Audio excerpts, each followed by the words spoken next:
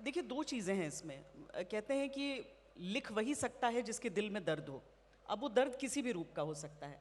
वो ये भी हो सकता है कि एक रिजेक्शन का दर्द होता है, एक किसी को प्यार में धोखा मिलता है उसका दर्द होता है, किसी का प्यार मुकम्मल नहीं हो पाता उसका दर्द होता है। लेकिन ये कहते हैं ना, ये क्या ये सही है कि लिख वही सकता है जिसके दिल में दर्द हो? हाँ, आपकी ये दोनों बातें सही हैं। लिखने के लिए दर्द ज़रूरी है, वो दर्द कहीं से भी आए। लेकिन ये जो अधूरा प्यार है ना, ये कोई इतनी ख़राब चीज़ है नहीं। जितना हम रोते रहते हैं ना, मेरा प्यार अधूरा रह गया, अधूरा रह गया। अरे पूरा हो जाता तो क्या कर लेते। पूरा, इसके लिए इंग्लिश में दो बड़े स्मार्ट वर्ड्स हैं, कंप्लीट और फिनिश। अगर आपको सही लाइफ पार्टनर मिल गया तो आप कंप्लीट हो जाते हैं, और गलत लाइफ पार्टनर मिल गया तो फिनिश हो जाते हैं। और कभी तजुर्बे से एक बात बता दूं, कभी ऐसा हो गया कि सही वाले ने आपको गलत वाले के साथ पकड़ लिया तो आप कंप्लीटली फिनिश। अच्छा, अधूरा प्यार क्या करता है? अधूरा प्यार गजलें सुनता है, पहाड़ों पे जाता है, महफिलें जमाता है, यारबाजियां करता है। और जो प्यार पूरा हो जाता है सर, वो संडे के दिन घर के पंखे साफ कर रहा होता है ये बाजार से धनिया खरीद रहा होता है। तो ठीक ही है, नहीं हुआ पूरा, क्या हो गया? जिस धुएं में जवानियां खोई उसमें मैं भी तो खो गया होता। जिस धुएं में जवानियां खोई उसमें मैं भी तो खो गया होता। तुम मगर मुझसे ना बिछड़ जाती, मैं तो बर्बाद हो गया होता। क्या बात है। बहुत तालियां आज आपको पीछे के हिस्से से नहीं मिल रही हैं। देखिए, ये जो पीछे वाले हैं यही आगे वाले हैं।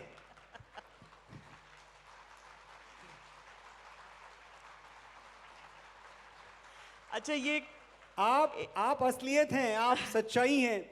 ये आगे जो मेरे भाई, मेरे दोस्त बैठे हुए हैं, ये थोड़ा सा फॉर्चुनेट हैं। लेकिन ये बात समझ लीजिए कि पीछे वालों का आगे आना लिखा हुआ है। एक अबाउट टर्न की आवाज आती है कभी परेड में, और जो सबसे पीछे होता है सबसे आगे आके खड़ा हो जाता है।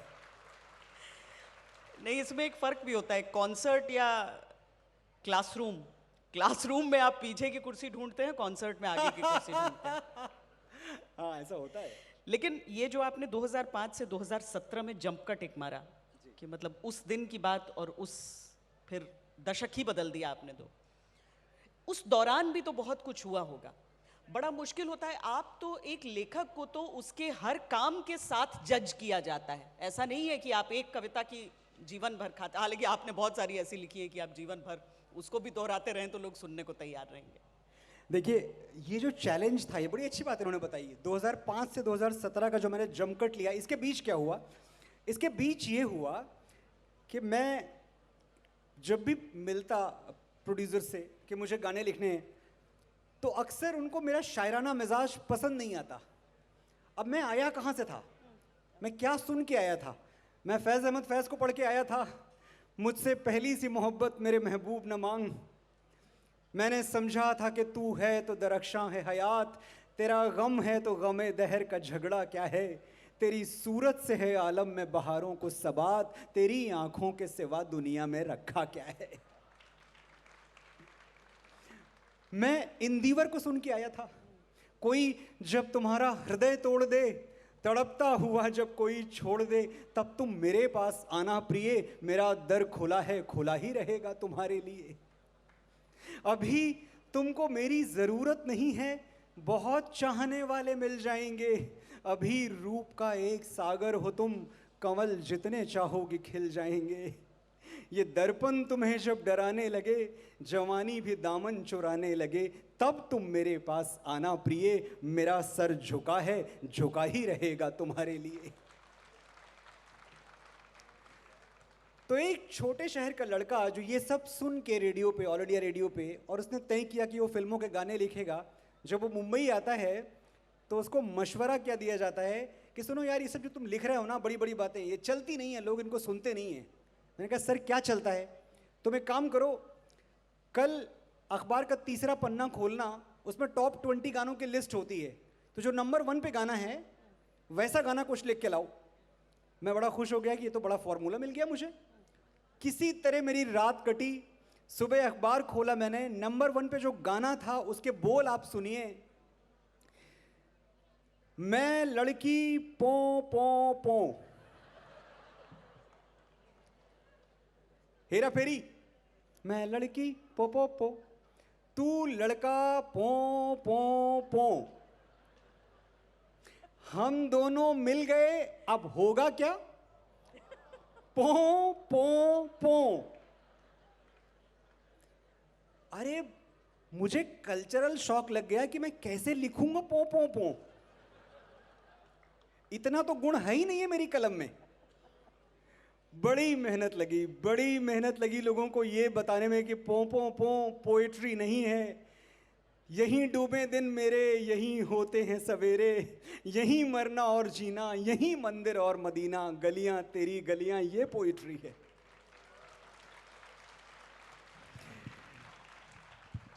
लेकिन अच्छी बात लोगों की ये श्वेता कि लोग मान जाते हैं। अगर आप कंसिस्टेंट हैं, अगर आप यू टर्न लेके भाग नहीं गए कि भाई ये तो बड़ी खराब दुनिया है, अगर आप एस्केपिस्ट नहीं हैं, अगर आप पलायनवादी नहीं हैं, तो आपका नंबर आएगा, आपका दिन आएगा, कोई रोक नहीं सकता। सही बात है, क्योंकि बहुत सारे मतलब जब आप आपने सिर्फ सोचा कि मैं क्या करूंगा, जब नहीं करते थे तो बहुत आम चर्चाओं में भी सुनते हो कि अरे उस समय का गाना, अरे पुराने समय में जो गाने होते थे वो आप सुनते होंगे। वो आपके लिए एक जिम्मेदारी रहा या चैलेंज? नहीं, जिम्मेदारी रहा और चैलेंज भी रहा। देखिए, अगर इस दुनिया में कोई भी लिखने वाला आपसे आके कहे कि मैं कंप्लीटली ओरिजिनल राइटर हूं, उससे बड़ा झूठा कोई नहीं है। उसको सुनिएगा मत आप बैठ के। ये आपके इंटेलेक्ट की तौहीन है, आपके आईक्यू की तौहीन है कि कोई राइटर यहां बैठ के ये कहे आज के ज़माने में कि मैंने सब कुछ 100% ओरिजिनल लिखा।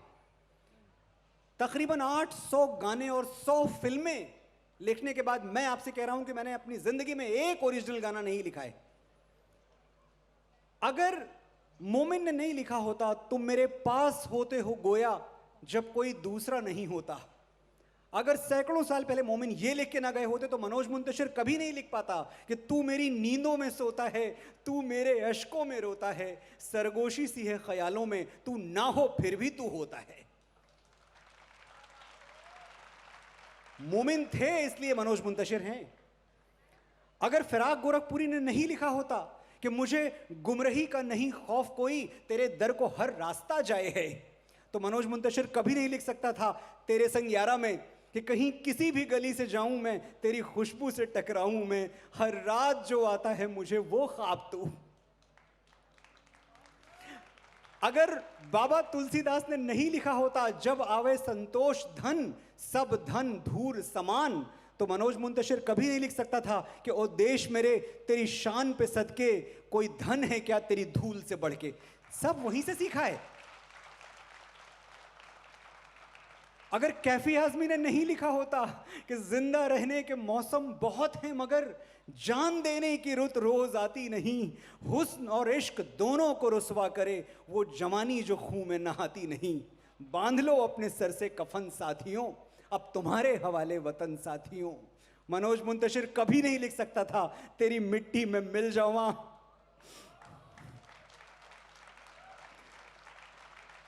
गुल बन के मैं खिल जावा, इतनी सी है दिल की आरज़ू, तेरी नदियों में बह जावा, तेरे खेतों में लहरावा, इतनी सी है दिल की आरज़ू। तो ये जो हमारे बड़े थे ना, ये इतने बड़े थे, क्या शानदार जिंदगी जी के गए, क्या क्या लिटरेचर अपने पीछे छोड़ गए। हमारे जैसे लोग बस उसी अमृत कलश से जो 4 बूंदें छलक गई हैं वही पी के हम भी खुद को राइटर कहलाते हैं। और क्या है हमारा सच।